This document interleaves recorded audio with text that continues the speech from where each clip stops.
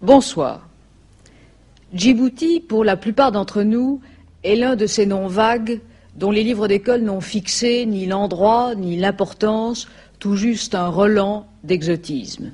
Djibouti, c'est le bout du monde, c'est la chaleur humide, c'est Rimbaud qui s'y traîne, Montfred qui y bourlingue. Djibouti, c'est une colonie d'Afrique. C'est même la dernière. Dans 3 jours, le territoire français des Afar et des Issa, capitale Djibouti, va devenir le 49e État indépendant d'Afrique. Djibouti, qui n'a jamais été une colonie comme les autres, devient donc le dernier chapitre dans l'épopée de l'Empire français.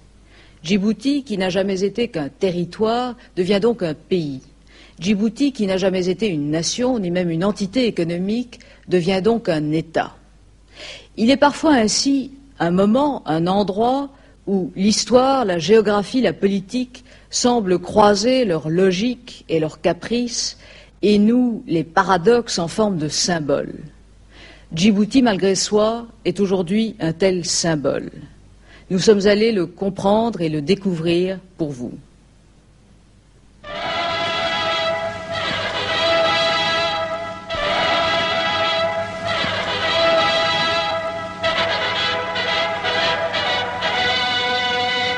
Relais naturel entre l'Orient et l'Occident, Djibouti commande les routes maritimes vers les grandes colonies françaises. Djibouti est et restera française.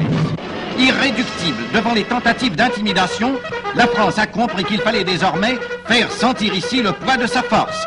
Toutes les dispositions ont été prises. Dans les postes qui jalonnent la frontière, les troupes coloniales montent la garde.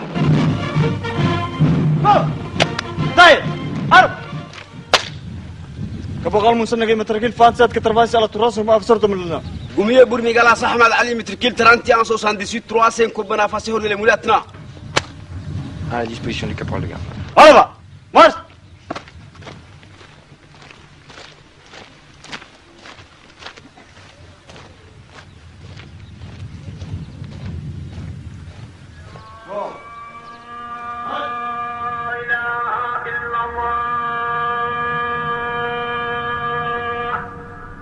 Du poste frontière à la ville, l'aube se lève sur Djibouti.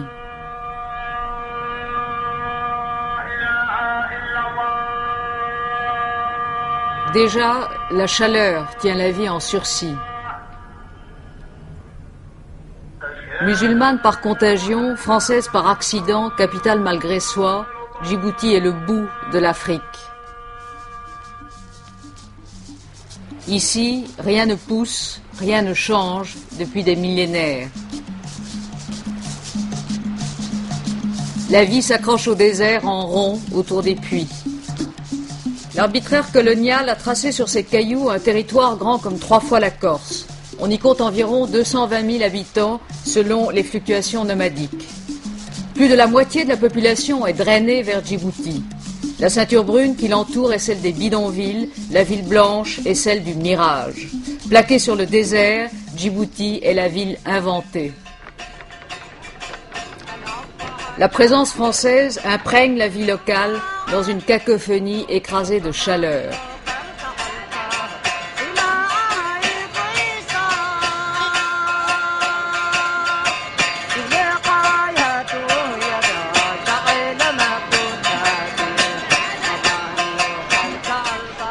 Le temps s'efface avec le kat. C'est une herbe hallucinogène au goût vaguement amer. Tout le monde, comme on dit ici, broute la salade. Tu manges, il te donne du cerveau. Ici, il y a des imaginations. L'imagination fait même comprendre tous les midis le jeu des 1000 francs. Ces visiteurs, un port de plaisance, un plan d'eau, tous les plaisirs de la mer, mais aussi ceux de la campagne et de la gastronomie, avec notamment son inimitable Queen Amman, le plus savoureux des gâteaux bretons. Je préfère m'adresser, si vous permettez, à M. Bossenec et lui demander la réponse à cette question. Comment s'appelle l'appareil permettant de compter le nombre de pas faits par un piéton et de déterminer ainsi, approximativement, la distance parcourue. Pardon. 92 de 921, me recevez-vous parler? Reçu, moi je suis à l'emplacement de la batterie, je suis sur vous dans 5 minutes. Hein. Reçu. L'espèce la plus répandue dans le mélange ethnique local est le militaire français. L'armée française, renforcée devant les incertitudes de l'indépendance, compte 6500 hommes de toutes armes, depuis les marins jusqu'aux légionnaires. C'est la présence militaire française qui justifie Djibouti. Ce sont les marins et leurs familles qui la font vivre. La place Ménélique à l'heure du pastis. Alors, moi, j'ai jamais vu une mendicité comme dans un pays comme ça. Si, j'en ai vu à... T'as pas de grève ici?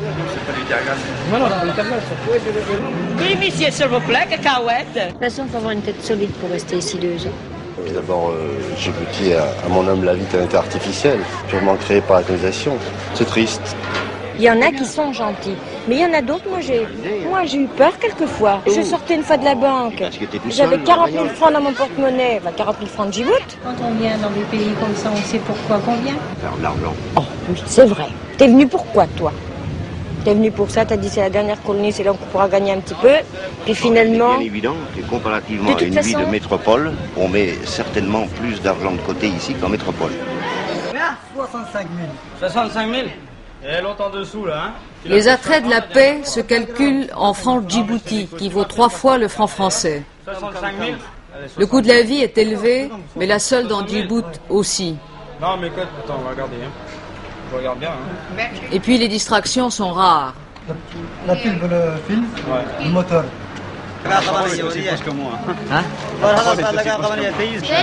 parle là, liberté, qualité, indépendance. Et après? C'est justement... Après, je prends libre. Et après la liberté, qu'est-ce qu'il y a? On travaille, on mange, et on dort. Et sans colonialiste.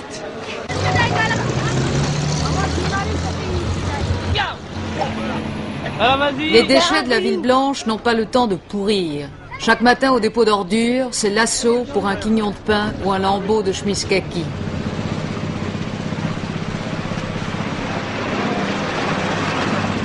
Ce qui reste n'a plus qu'à griller au soleil.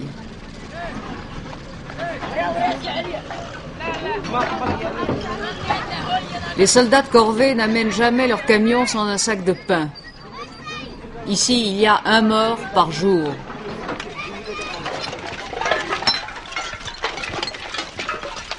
Avant la ville, le poste de Balbala. Ici, on dit le barrage. 4 couteaux?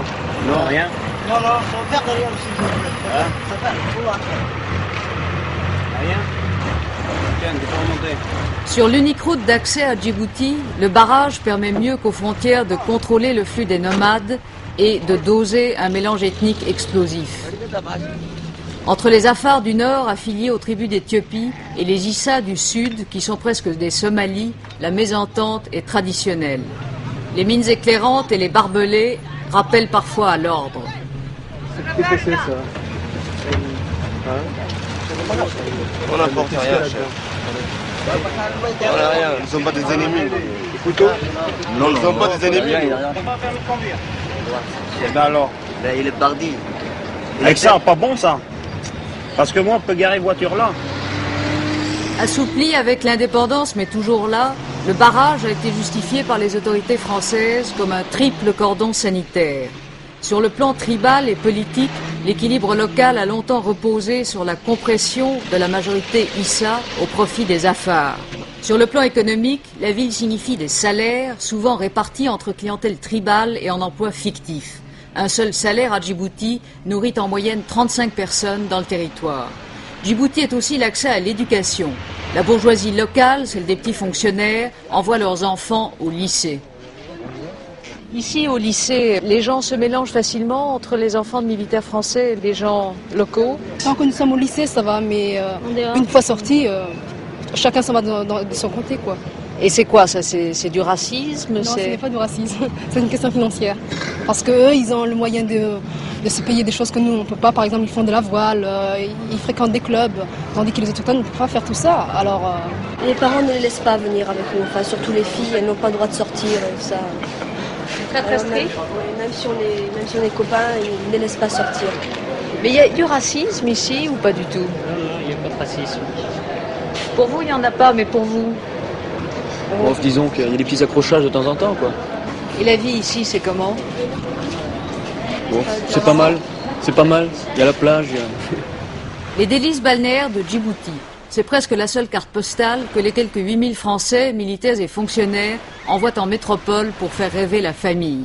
Évidemment, la légende n'est pas toujours la même. C'est bien Djibouti? Bien, bien, très bien. Merveilleux. C'est un paradis, ça. Il est menteur. Il est menteur. Comment je suis menteur? Quoi, c'est pas un paradis, Djibouti? Oh non. Bah si, c'est un paradis. Non. Ne dis pas de mensonge, alors là, tu contre tout le monde. Moi, je dirais la vérité. C'est un pays pourri et j'en ai ras-le-bol. Non, c'est pas mal. Non, quand on a été le Pacifique, il y a mieux. Vous êtes militaire? Fonctionnaire. Militaire de carrière, moi, je dirais. Non, fonctionnaire. Et on contredit. Bah, je sais bien ce que je dis, non, quand même. Sur mon passeport, c'est pas marqué militaire, c'est marqué fonctionnaire. Bon, alors, je suis fonctionnaire. Fonctionnaire de l'État. Si je suis pas rapatrié avant le 27 juin, ça fera ma 4e indépendance de décolonisation, disons.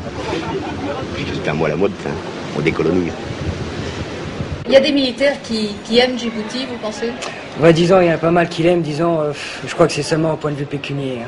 Ouais, parce qu'il y en a qui demandent justement à venir à Djibouti, c'est uniquement parce que, bon, en militaire, ça fait quand même 3 fois plus qu'en France, quoi. 2 appelés du contingent. Au point de vue climat, je pense, c'est vraiment dur. Hein. Ouais, le climat, c'est la première chose qui est assez difficile ici, quoi, quand même. Et les rapports avec les gens du coin? Je les trouve très, très bizarres, très mystérieux. Très difficile au point de vue rapport. Ouais. Je sais pas, les gens ne nous aiment pas tellement, finalement. Surtout quand on parle de militaires. Hein. Les militaires sont déjà mis à part. Et ils vivent des militaires? Ils en vivent, oui. Si on n'était pas là, il ne serait plus rien, quoi. Disons, faut dire une chose, c'est que quand même Djibouti, il y a énormément de prostituées, il y a uniquement ça dans la rue. Hein. Je crois qu'elle recherche surtout l'argent, des petits bidasses, quoi. À Djibouti, quand dans la nuit, la lune luit sur les palmiers, les Somalis, waouba, chantent ravis, waouba, des mélodies bien syncopées. Mais v'là qu'un jour, un beau gars à gueule d'amour et gros bras va faire quelques affaires.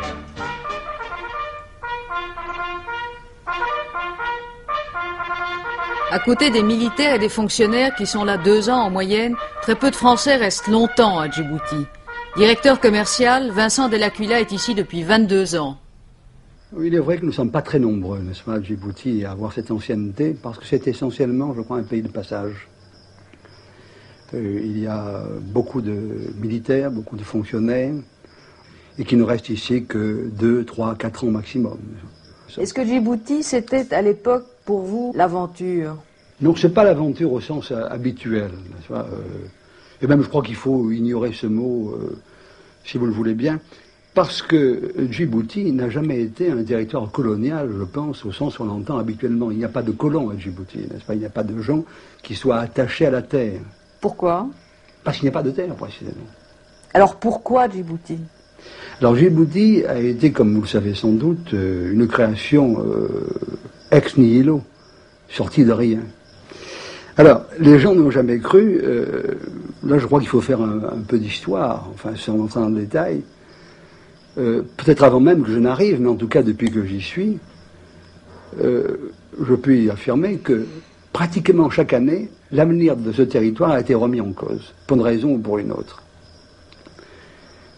Sans doute parce que sa nature même était indécise, n'est-ce pas, comme les événements l'ont montré.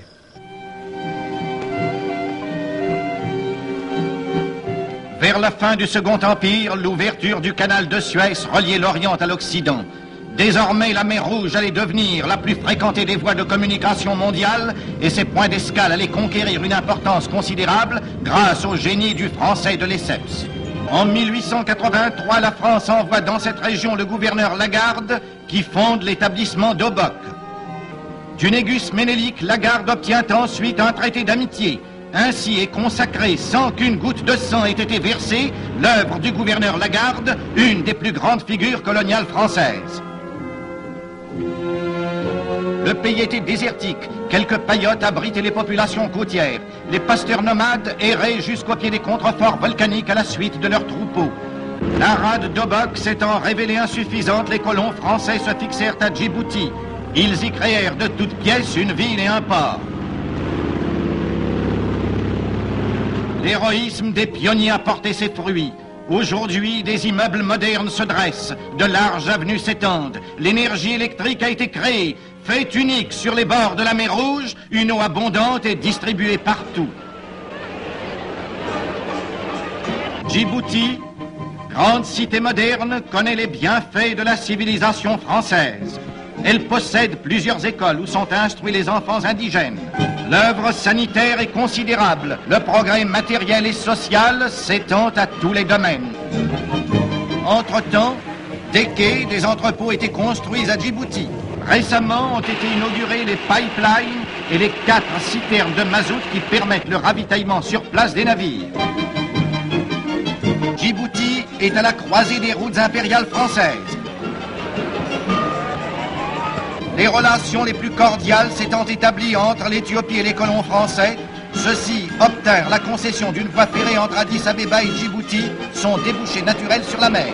La ligne fut lancée à travers le désert grâce aux capitaux français et au prix d'efforts héroïques. Wagons-salons, wagons-lits, wagons-restaurants ont été spécialement achetés, ainsi qu'une 50aine de locomotives. C'est une des œuvres les plus remarquables qui ait été accomplie en Afrique. Les patrouilles d'avions de reconnaissance sillonnent le ciel.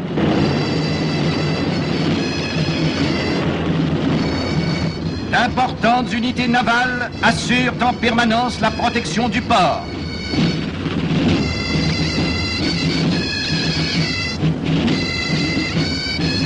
Un matériel considérable a été débarqué qui appuierait, le cas échéant, l'action des troupes métropolitaines.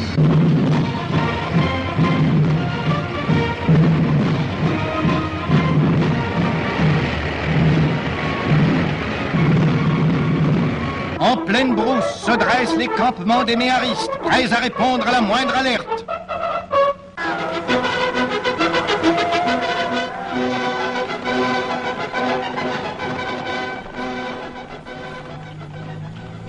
La tradition méhariste n'a pas encore disparu de l'armée française. Je commande la 3e compagnie du groupement nomade autonome et c'est la compagnie qui est implantée sur le sud du territoire, sur la frontière éthiopienne et sur la frontière somalienne. Notre mission, c'est la surveillance de la frontière et des populations nomades en zone frontalière. Lieutenant Champenois, Saint-Cyr, 28 ans, 134 hommes sous ses ordres. Une patrouille de la compagnie, c'est un caporal et 2 ou 3 hommes qui contrôlent les campements qu'elle rencontre, qui voient s'ils sont des campements connus, s'ils sont des gens qui sont normalement ici, qui contrôlent également les caravanes qu'elle pourrait rencontrer, qui voient si les caravaniers ont un laissez-passer qui sont venus chercher au poste, qui regardent si les conditions de vie des nomades sont bonnes. Moi, j'aime bien discuter avec eux, ce sont des gens que j'aime bien. Ce sont des rapports simples et naturels. Et ils attendent un certain nombre de choses de nous. C'est essentiellement les problèmes de troupeaux, les problèmes de points d'eau et les problèmes d'honneur qui vont souvent de pair avec les histoires de mariage, de filles. Où est ta femme nouveau? Ton mariage nouveau? Là-bas. Truc nouveau? Ouais. Eh ben, on va aller lui dire bonjour. Ouais. Combien tu en as de chèvres, Osman? Chèvres. 200. Combien tu en as? 200? 200, 300. 200 ou 300, c'est pas très bien. Les pâturages, ils ont poussé là, en pagaille. Jamais vu autant de pâturages comme ça. Jamais vu. Dans l'oued, il y a de l'eau. Dans les puits, partout, il y a de l'eau. Des fois, il y a... Bon, la brousse en ce moment, qu'est-ce qu'il dit? Est-ce que c'est calme? Comment ça se passe? Qu'est-ce qu'ils font? Ils sont partis à Éthiopie. Qu'est-ce qu'ils pensent? Qu'est-ce qu'ils font? Rien. Rien? Il n'y a pas de malade. Aucun malade? Personne qui est malade? Ici, il y en a un malade. Il y en a un malade ici. Qu'est-ce qu'il a? Grave? Ouais, la poitrine. Il a 10 qu'à moi. 10 qu'à moi. Oui. Maribo. Allez, gars, yatagin. Dapat gario. Au revoir, toi. Allez, gagne, carré? Carré. Allez, roule. Oui. Bon. Toi, tu n'es pas au bord, là?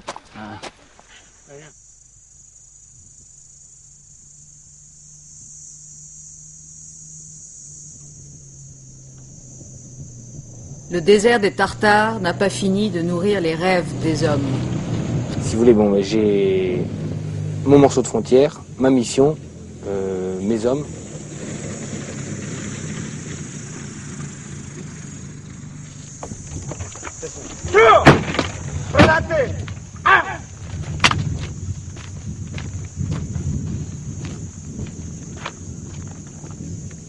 Combien pour mes grâces, on m'a rendu un mètre qui va tenir 19 3 code pour y avoir maintenant. Combien de سم كلا سعيد من متر كيل فات نفسك خاطر تراسمكم نفس صدر ملنا. Combien de سم كلا سعيد موسى متر كيل ترنتي 09 3 كوبانيا فسور دي ملجتنا. Combien de سم كلا سعيد كيل ترنتي 63 3 كوبانيا فسور دي ملجتنا. Encodement. Repos. Compagnia. Pas de problème. En juin 1977, pour la dernière fois sur la terre d'Afrique, l'Empire français amène les couleurs. Présentez. Attention pour la couleur. Envoyez.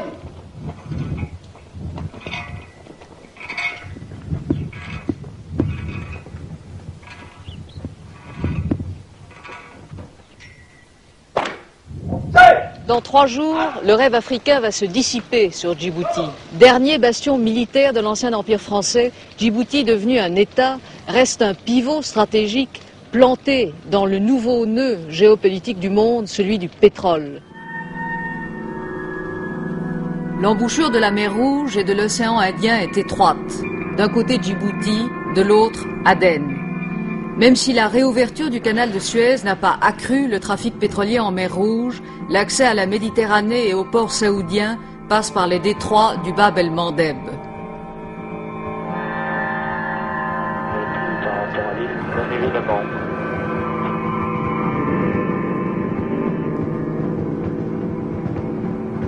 L'océan Indien est la voie royale du pétrole et les bateaux de guerre sont autant de sentinelles.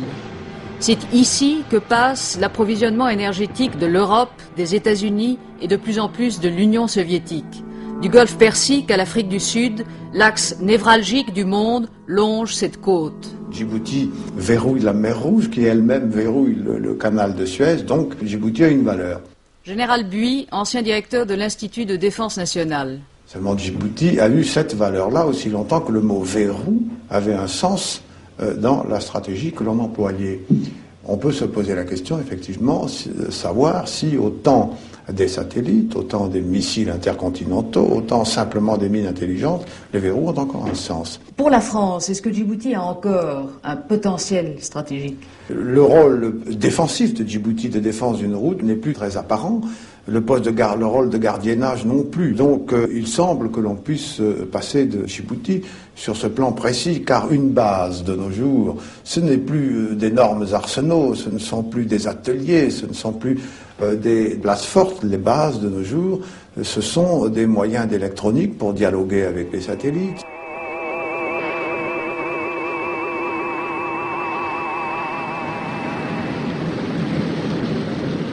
Ce sont des écoutes sous-marines pour pister les sous-marins, ce sont des moyens de transmission pour recevoir et transmettre leurs renseignements qui doivent être implantés, si possible, là où il n'y a pas de problème politique local. Est-ce que ceci est à l'échelle des moyens que la France veut consacrer à sa géopolitique globale? La France est un pays qui a une vocation mondiale, c'est un fait. Enfin, elle ne peut plus faire n'importe quoi. Il n'est plus question de mener des stratégies d'ensemble dans ce qui peut être considéré comme le troisième cercle, c'est-à-dire celui qui est très loin de la métropole. Militairement, ce monde-là n'est plus à l'échelle des moyens de la France.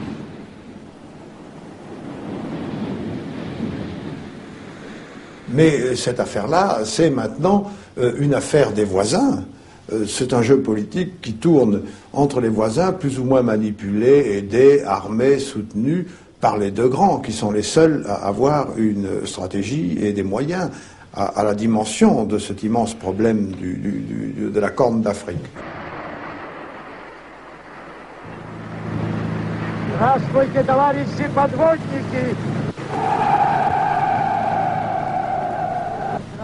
La flotte soviétique.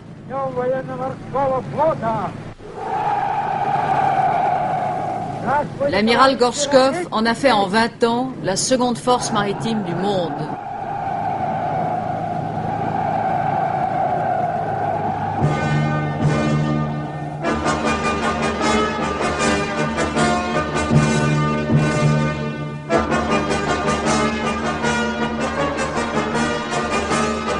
Ce sont les sous-marins qui font la force de la marine soviétique. Équipés de missiles, ils sillonnent l'océan Indien qui, depuis le déclin de l'Empire britannique, est pour eux la mer à prendre. L'obsession de l'accès à une mer chaude explique la carte stratégique soviétique. L'éloignement impose le relais de base sûr entre le Bosphore et Vladivostok. L'offensive soviétique sur l'Afrique commence à Berbera.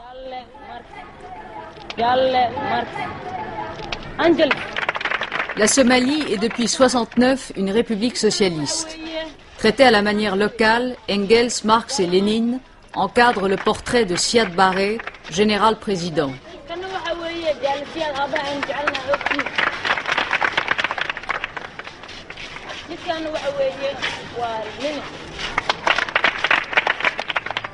La base de Berbera, photographiée par un U-2 américain en 1975, offre aux missiles soviétiques entrepôts et rampes de lancement.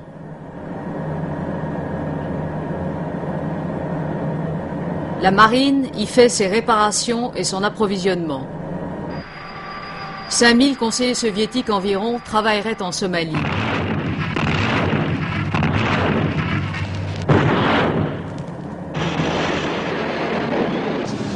Sonar tracking stations closed up. Les Américains enregistrent tous les mouvements soviétiques et même les messages aux familles. La course à l'armement naval a le champ libre dans l'océan Indien. Quand on se croise, on s'espionne ouvertement d'un bateau à l'autre. C'est à Diego Garcia, petit atoll loué aux Britanniques, que les États-Unis ont basé le centre nerveux et logistique de leur dispositif stratégique. L'aéroport peut recevoir les bombardiers B-52 et les avions de reconnaissance. La flotte américaine, moins présente pourtant que la flotte soviétique, empêche que l'océan Indien ne devienne un lac russe.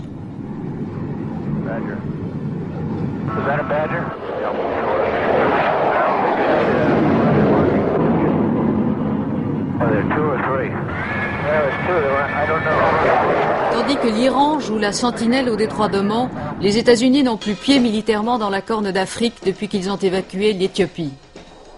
Haïlé Sélassié, le roi des rois, avait assis son trône médiéval sur l'aide américaine. Il en est tombé en 1974. À Addis Abeba, ce ne sont plus des billets de banque que le régime distribue, ce sont des fusils.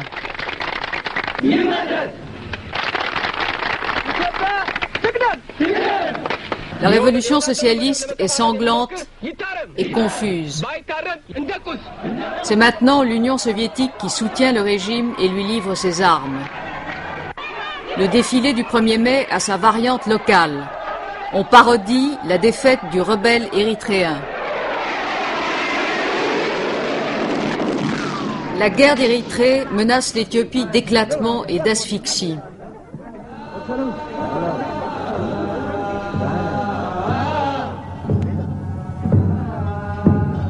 C'est au nord-est du pays son seul accès à la mer.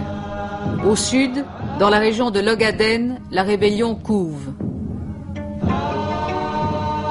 L'Érythrée est soutenue par l'Arabie Saoudite et le Soudan, qui forment le nouveau bastion conservateur dans la région. L'Ogaden est soutenu par la Somalie, qui revendique son territoire. Même si le camp idéologique est le même, le soutien de Moscou à l'Éthiopie indispose la Somalie, son ennemi héréditaire. Tandis que les réfugiés d'Éthiopie fuient vers Djibouti, le nœud des conflits locaux se resserre autour du chemin de fer franco-éthiopien. C'est le cordon ombilical de l'Éthiopie dont il assure presque tout le commerce. Un sabotage sur la voie, comme celui de juin 77, et l'Éthiopie perd son seul vrai port, celui de Djibouti. La revendication de l'Éthiopie sur Djibouti est traditionnelle. La terre des Afars appartient à l'Éthiopie. Haïlé Sélassié l'affirmait à la Société des Nations. Aujourd'hui, faisant le même discours, le colonel Mengistu. ሰፊው የኢትዮጵያ ሕዝብ ሆይ ታፍራና ተከብራ የኖረችው ኢትዮጵያ Sous le regard d'un Marx négroïde, c'est en Somalie, au tableau noir, la même revendication. Le président Siad Barre l'exprime. La République de Somalie a fait valoir à maintes reprises, et y compris dans un article toujours en vigueur de son ancienne constitution, que Djibouti est une partie intégrante de son territoire. L'étoile du drapeau Somalie a 5 branches. Djibouti en est une. Comme le dit la chanson, on ne sépare pas les doigts de la main.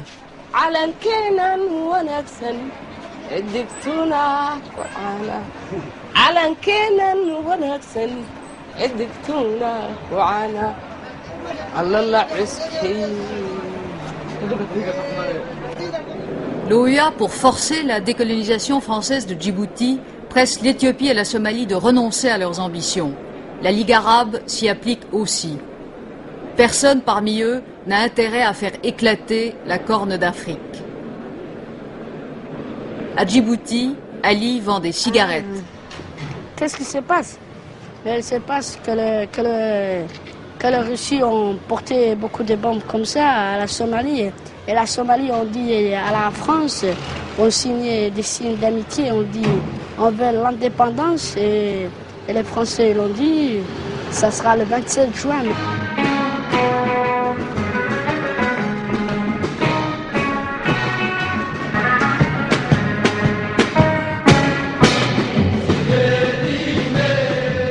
À Djibouti, on prépare l'indépendance. Il faut composer l'hymne national, inventer le drapeau. On modernise la musique locale au rythme de la salade.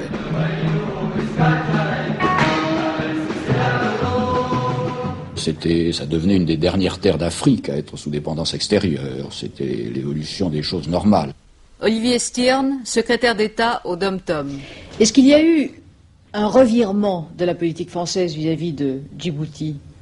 Il n'y a pas eu un revirement, n'est-ce pas? Il y avait une volonté dès le départ de dire que le jour où vous voudrez être indépendant, vous le serez, n'est-ce pas? Puis de cette idée cheminant, le gouvernement en a naturellement pris connaissance, et à partir du moment où elle s'est révélée suffisamment exprimée, notamment au sein de l'Assemblée locale, le gouvernement a engagé alors le processus à la fois d'union intérieure et en même temps de compréhension extérieure. Mais pourquoi est-ce que la France se retire de Djibouti en 1977 ? Eh bien parce que c'est une longue histoire. En 1966, quand le général de Gaulle a été à Djibouti, il y a eu des drames, il y a eu des morts. Vive Djibouti! Vive la côte française des Somalies! Vive la République! Vive la France!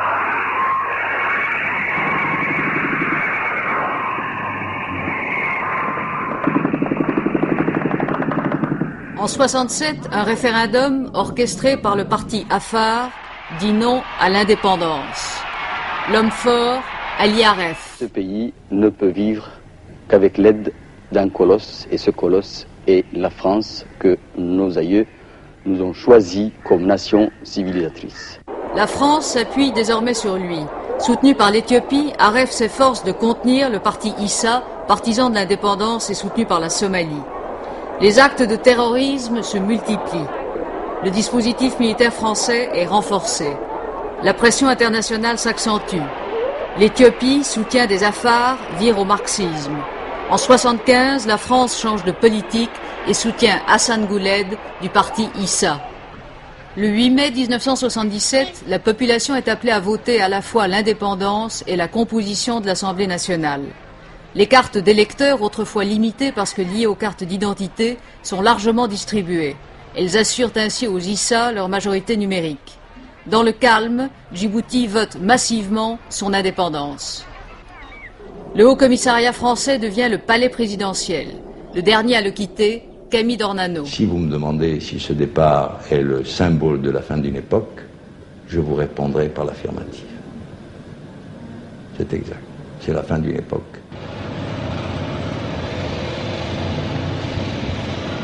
La naissance de ce nouvel État marquera la dernière étape d'une période qui a duré plusieurs siècles, au cours de laquelle la souveraineté française s'est exercée à travers le continent africain.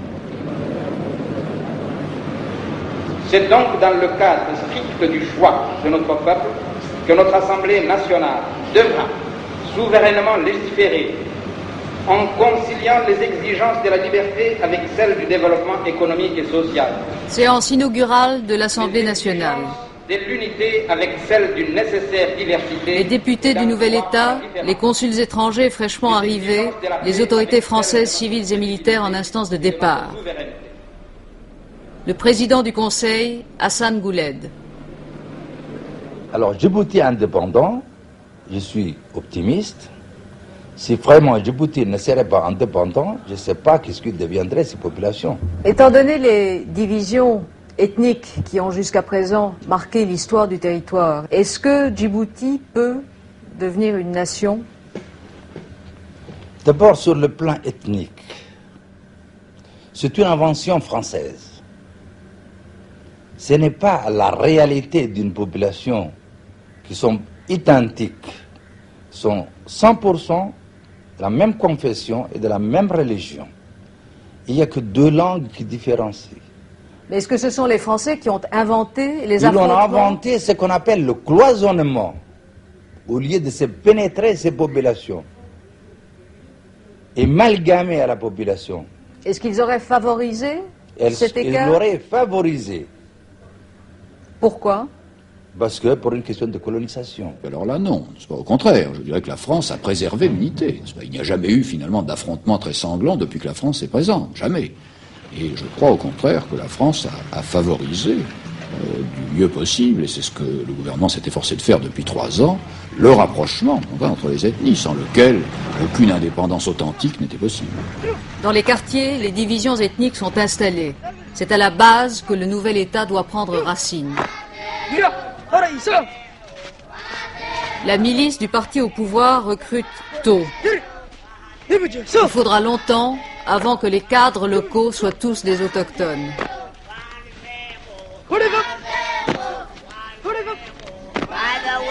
Les versets du Coran comptent autant de promesses que le pétrole de l'Arabie Saoudite. Bonne raison pour que Djibouti s'intitule République islamique. Attention, ne t'éponge pas, le puits est profond. Bien, on croise ses bras. Ici, je veux Mohamed Hassan et Medina. Vous allez venir tous les deux. Et dans le désert, les instituteurs français devenus coopérants font maintenant de l'assistance technique. Mais fais descendre les seaux. Nous avons de l'eau fraîche. On a beau jouer au football, on n'oublie pas les choses sérieuses. Il y a un gamin qui venait à l'école, là. Un jour, son père est venu le chercher parce qu'il y a un chameau qui était parti du troupeau et il a envoyé le gamin chercher le chameau. Alors il est sorti, alors je le demande au père où il est parti le chameau. Alors il me dit il est par là, vers l'Éthiopie. Et le gamin est parti tout seul en Éthiopie chercher son chameau et il est revenu 3 jours après avec le chameau.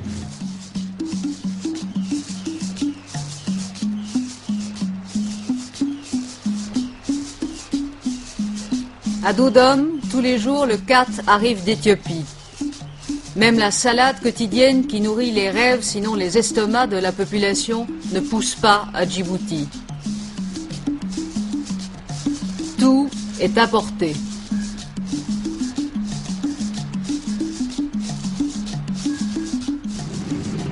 Le café d'Ouganda, qu'Amin Dada expédie par avion charter pour tourner le blocus kenyan, transite à Djibouti.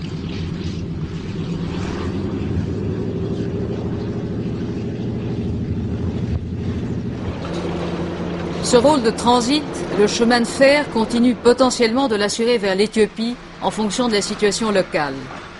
Les parts françaises de la compagnie, dont la moitié appartient à l'Éthiopie, ont été cédées au nouvel État. C'est un passeport français? À qui c'est? À qui il est ce laissez-passer là? Attends, j'ai pas tamponné encore. À qui là? La survie économique de Djibouti dépend avant tout de son port. Le directeur du port, Michel Rousseau. Le port et toutes les entreprises qui gravitent autour de lui, y compris le chemin de fer d'ailleurs, représentent peut-être 80% du potentiel économique du territoire en l'état actuel des choses. Je crois que le phénomène de déclin que nous constatons actuellement est dû à deux choses. La première, c'est que les ports arabes de la mer Rouge, qui souffraient d'une congestion importante l'année dernière, qui avait apporté par contre-coup à Djibouti un trafic très important, ont réussi à surmonter leur baux. Mais il y a aussi un facteur local, il faut bien le dire. Il est certain que les fluctuations de la politique locale, depuis qu'on a parlé d'indépendance, ne sont pas de nature à donner confiance aux clients du port de Djibouti. Les tarifs de Djibouti sont plus chers que ceux de ses concurrents Djeddah et Aden. Les salaires et les charges sociales, calqués sur le modèle français, sont 5 fois plus élevés. Négligence et corruption se compliquent de protection tribale. Déjà, il y a trop de bras et pas assez d'emplois. Le nombre exact de salariés tourne autour de 18 à 20 000. Donc nous avons plus de 80% de la population adulte qui ne travaille pas. Ahmed Dini, président de l'Assemblée nationale, met en cause la base même de l'économie locale. Il paraît, bien que le chiffre soit prétendument secret, la France dépense à Djibouti, pour la présence militaire, 54 milliards d'anciens francs. Et d'après les services des finances de Djibouti, les retombées des dépenses militaires pour notre budget constitueraient autour de 45%. C'est presque la moitié de notre budget proviendrait donc des retombées des dépenses militaires. La présence française à Djibouti pendant si longtemps, est-ce qu'elle a accompagné une œuvre de colonisation utile? Ça vraiment, je renvoie la balle au gouvernement français dans l'humanité pour qu'ils n'ont rien fait jusqu'à présent dans le sens souhaité par la population. Ni irrigation d'eau, ni implantation de maraîchères, ni de culture, rien du tout. Oui, non, ça je crois que c'est très sévère. La France a tout de même d'abord facilité l'éducation et d'autre part elle a facilité le développement du port et puis elle a tout de même construit le chemin de fer et la route. C'est pas négligeable. Ceci dit, c'est un territoire très aride, c'est un désert. Il faut donc voir que les chances de développement de ce territoire sont tout de même limitées. Avec le repli complet des Français, c'est toute une économie de services qui risquerait de s'effondrer.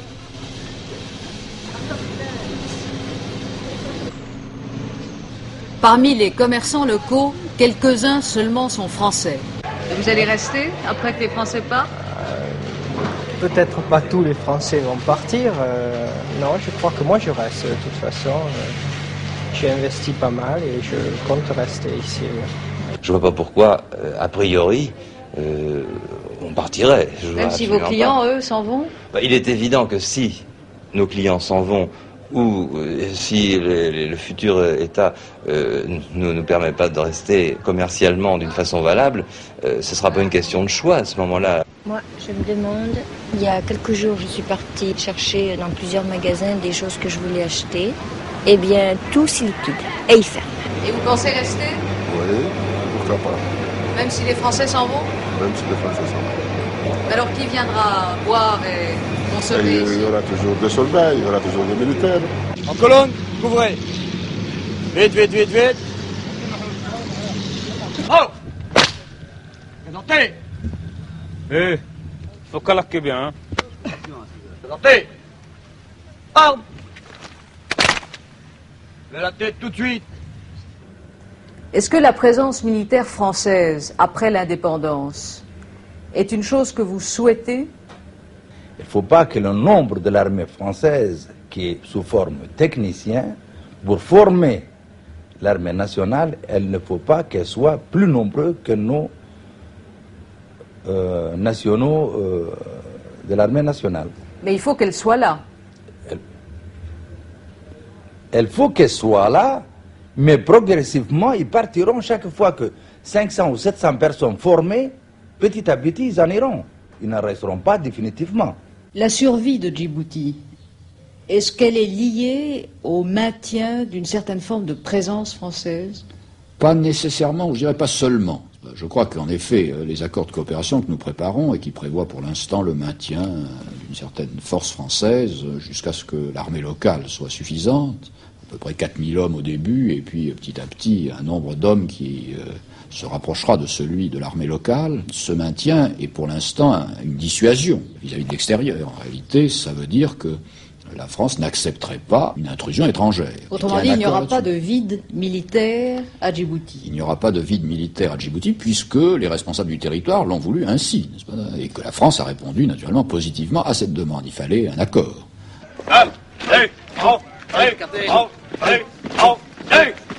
Partez les bras. Levez la tête. Alors on pourrait dire la France quitte l'Afrique, elle y était depuis 3 siècles et demi, c'est dramatique. Encore une terre de perdu, c'est pas ça du tout, je crois. La France a noué avec l'Afrique des rapports nouveaux, qui sont ceux de notre époque, qui sont fondés sur la coopération et l'amitié.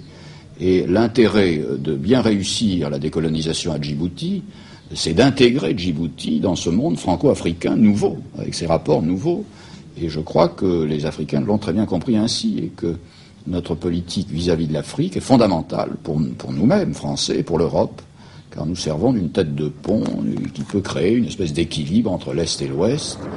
Et je crois que la France, à l'heure actuelle, par la politique qu'elle a menée notamment récemment au Zaïre, a en effet une audience en Afrique qui s'est renforcée. Le Zaïre est avant tout une opération politique. C'est l'exécution d'accords bilatéraux où il s'agit d'apporter une certaine aide. Et en l'occurrence, n'importe quelle compagnie aérienne aurait pu faire le petit transport logistique que la France a fait sur le Zaïre. Mais le retrait des forces françaises de Djibouti, au niveau du symbole, est-ce que cela signifie la fin d'une certaine histoire militaire française? C'est évident. C'est le grand mot fin qui s'inscrit dans le grand livre, qui est celui plein de tumulte, de lumière, d'héroïsme, de gloire et d'ombre qui a été l'épopée coloniale de la France pendant plusieurs siècles. Alors les gens de ma génération, ceux qui ont surtout connu les 20 dernières années de combats retardataires, avec le sentiment que les gouvernements qui les ordonnaient les considéraient comme perdus d'avance, de ce passé colonial ont surtout vu les défauts, ont surtout vu les ombres.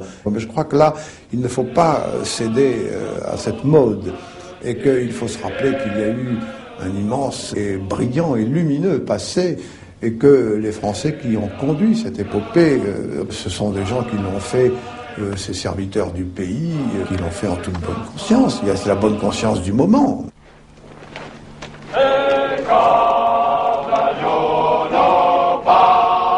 Sur la poudrière de la Corne d'Afrique, Djibouti est à la fois un brûlot et un seau d'eau.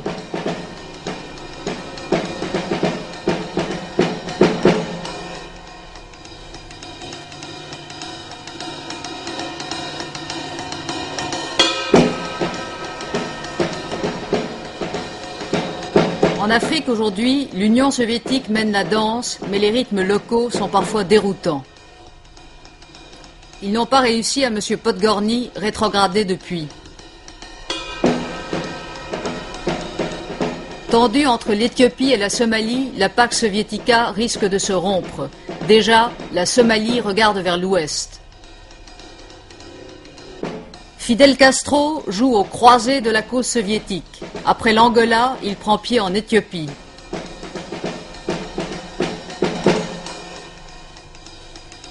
Les conflits tribaux deviennent des guérillas et les guérillas se teintent d'idéologie. Les grands s'affrontent par champions interposés, mais parfois les règles du jeu local leur échappent. Le pétrole fait diverger les voies traditionnelles de la puissance. Au bout de l'escalade, l'interdit nucléaire.